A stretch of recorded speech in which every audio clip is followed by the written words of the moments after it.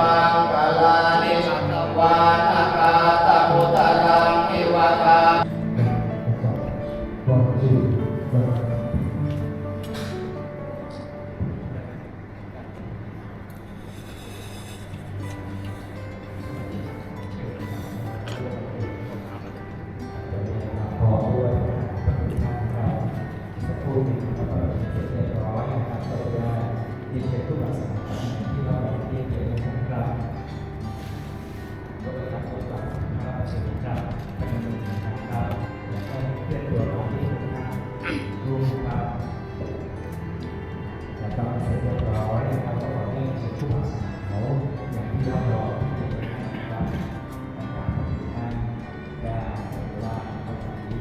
ชื่อ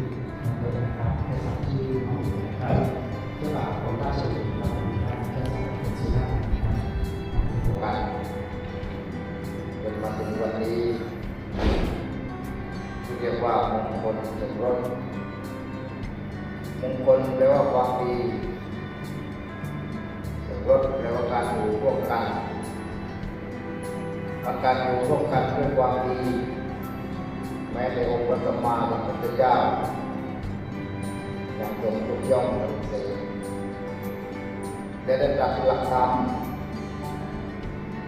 ของครอบครัวชาวพุทธ